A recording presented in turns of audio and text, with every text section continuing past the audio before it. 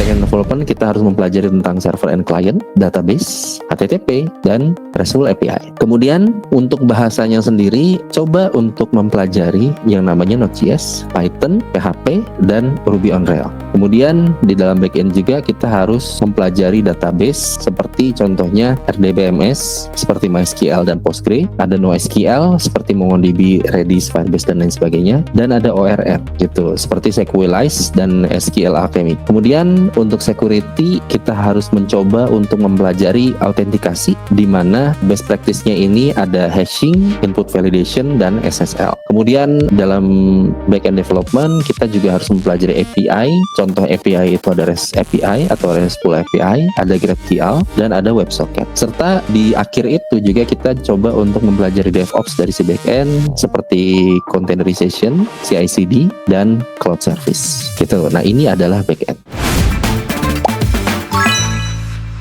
Selanjutnya kita bahas tentang full stack. Full stack sendiri nih sebenarnya ada yang pernah ngomong kayak gini, wah gila, berarti full stack development tuh gila dong dari depan sampai ke belakangnya gitu. Keren banget dong full stack development tuh. Kalau misalkan dibahas keren banget, dulu itu sebelum ada back end dan front end ya full stack. Jadi sebenarnya ini hanyalah sebuah metode yang tidak dihilangkan gitu. Tapi hanya bertambah, ada yang back end, ada yang front end. Dan karena ada back end dan ada front end, maka dibuatlah yang satunya itu adalah full stack. Nah, skill setnya itu termasuk kayak misalkan kayak tadi ada HTML, CSS, JavaScript untuk front end-nya, back end language-nya juga ada Node.js, Python, PHP, ada database management, contohnya seperti MySQL, MongoDB, dan DevOps basics aja kayak misalkan deployment, server management, dan containerization. Kita bahas satu-satu.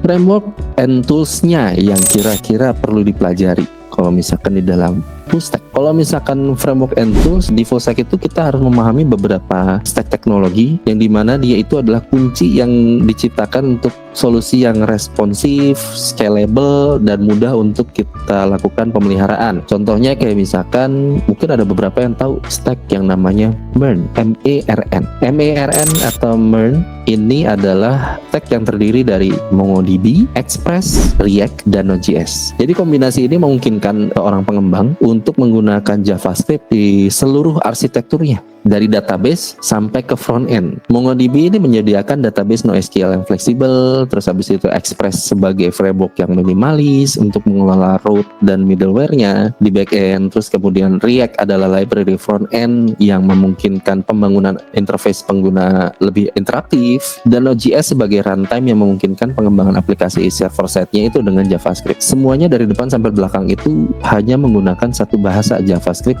kecuali si Mongo-nya aja, itu database-nya aja. Express, React, Node itu JavaScript semua. Itu. Jadi dengan MERN ini pengembang itu dapat menciptakan aplikasi yang cepat dan responsif. Ini proven. Kemudian ada yang selain MERN ada ini, Min. Kalau misalnya Min ini varian dari MERN yang menggantikan React dengan Angular. Jadi struktur Angular itu lebih ketat dan fokus pada pola MVC-nya yang menjadikannya jadi pilihan yang baik untuk aplikasi. Nah, lebih baik nih antara tim frontend dengan backend. Jadi kombinasi ini sangat ideal dengan aplikasi web yang kompleks dan juga dinamis. Kemudian setelah itu ada LAMP. LAMP ini adalah Linux, Apache, MySQL, dan PHP. Stack ini cocok untuk aplikasi yang membutuhkan integrasi ketat antara backend dan database. Linux sebagai sistem operasi memberikan stabilitas, terus kemudian Apache sebagai server web menangani permintaan HTTP-nya, MySQL sebagai sistem manajemen database relational, dan PHP-nya itu sebagai bahasa pemrograman backend. Jadi banyak aplikasi web yang sudah ada hingga saat ini dibangun dengan LAMP karena keandalannya. Terus kemudian ada juga ini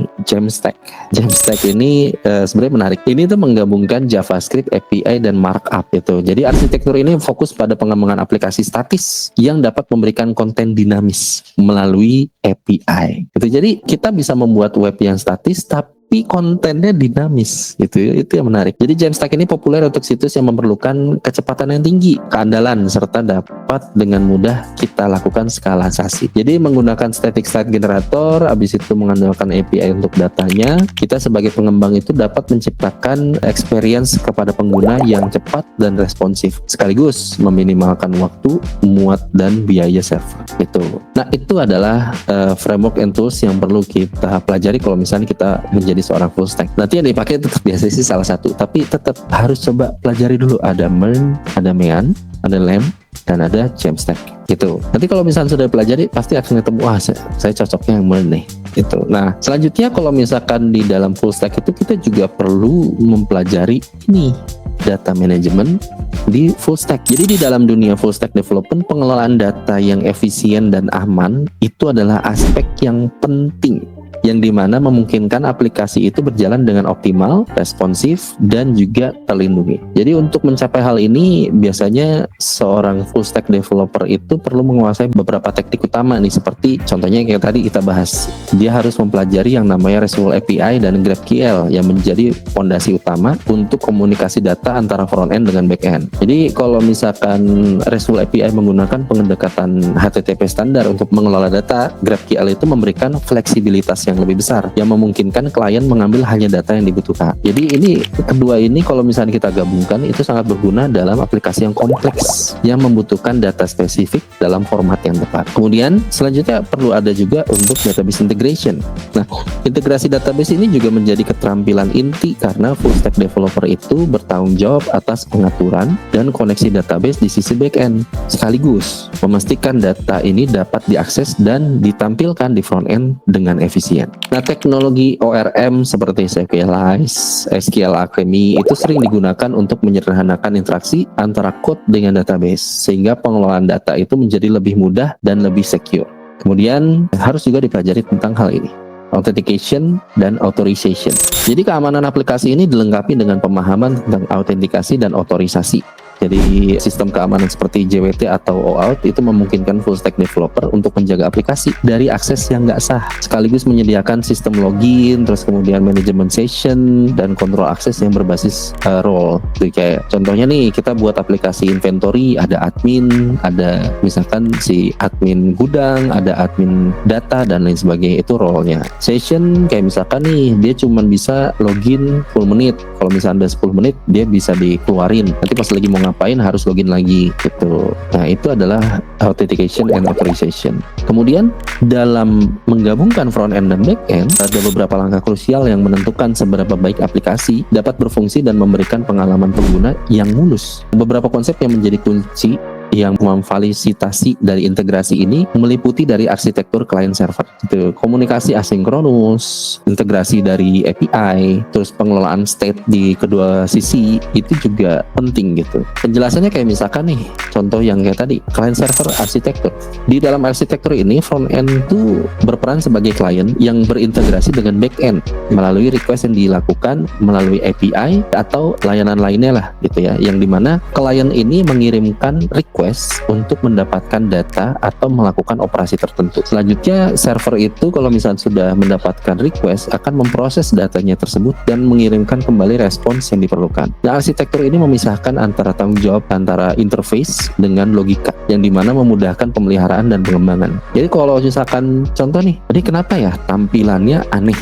Nah, udah jelas berarti dia ada di kliennya, di bagian front end-nya. Terus ada juga yang kenapa ya datanya kok nggak bener? Nah, berarti udah jelas di bagian back end-nya, bagian servernya harus kita lihat gitu. Jadi itu harus diperhitungkan untuk arsitektur dari client servernya. Kemudian di sini juga untuk menciptakan pengalaman user yang lebih responsif, itu juga komunikasi asinkronus itu juga sangat penting. Ya, nanti kalau misalnya kita mempelajari client server arsitektur, itu nanti banyak yang dapat kita pelajari. Contoh kayak misalkan penggunaan Ajax, ada Fetch API dan lain sebagainya, yang membuat pengguna itu dapat berinteraksi dengan aplikasi secara lebih lancar. Ya, kayak misalkan ngisi formulir atau ngambil data baru tanpa kehilangan konteks halaman yang sedang ditampilkan. Itu. Selanjutnya, kita juga ada API integration. Nah, kalau misalkan di API integration itu mengelola endpoint yang menghubungkan front end dengan back end secara efisien. Jadi penggunaan API gateway atau penggunaan proxy pada server itu sering diterapkan untuk menghubungkan kedua sisi ini dengan aman. API gateway ini berfungsi sebagai pintu gerbang atau gate yang mengelola permintaan dari klien. Kemudian dia akan meneruskan permintaan tersebut ke layanan back end dan mengembalikan responsnya ke klien.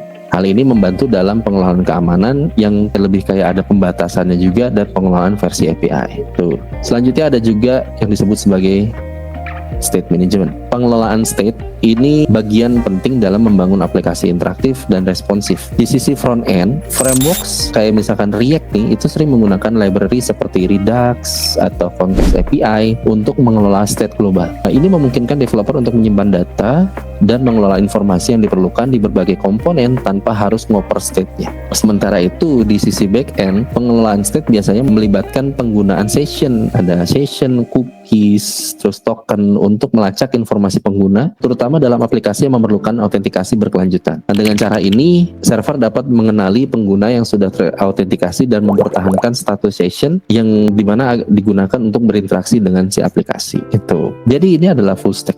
Full stack itu kita ulangi, yang perlu dipelajari itu sebenarnya kalau misalnya full stack sudah jelas harus bisa front end-nya dan kemudian harus bisa back end, dan kemudian pada saat keduanya itu udah bisa, kita harus mempelajari framework and tools-nya, dimana contohnya itu ada MERN, MEN, LAMP, dan Jamstack. Kemudian di dalam full stack juga kita harus memahami tentang data management seperti RESTful API dan GraphQL, database integration, dan authentication authorization. Terus untuk menggabungkan itu kita harus menggunakan metode arsitektur dari client server, atau kita juga bisa menggunakan API integration, dan ada state management yang harus kita perhatikan. Dan ini adalah full stack. Dulu juga ada yang pernah ngomong, berarti full stack tuh dewa banget gitu. Ya, enggak juga sih. Kadang kalau misalkan dianya ahli di front end, maka biasanya tampilannya akan lebih menarik, lebih responsif. Dia udah tahu banyak library dan lain sebagainya. Terus dia jago di back end, logiknya nih keren banget. Memang secara aplikasinya tuh jalannya baik-baik aja, nggak ada masalah dan lain sebagainya. Dan desain database-nya juga bagus, tidak ada yang perlu dinormalisasi dan lain-lain. Nah, kemudian di full stack sendiri ya juga sama sih. Pas lagi udah bisa keduanya, saya mau mencoba men-challenge diri sekarang jadi full stack. Ya udah kita cobain untuk menggunakan framework seperti MERN gitu ya. Terus kemudian oke, kalau gitu udah jadi, kita harus mikirin dari data manajemennya dan kemudian bagaimana cara menggabungkan front end dan back end dengan baik. Nah, itu adalah full stack. Kemudian selanjutnya nih yang teman-teman suka tanyain, starting karir dan skill development. Di sini kita akan ngebahas strategi yang praktis dan efektif bagi teman-teman yang ingin memulai karir sebagai web developer, serta langkah-langkah yang meningkatkan keterampilan dan membangun portofolio yang dapat menarik perhatian para recruiter.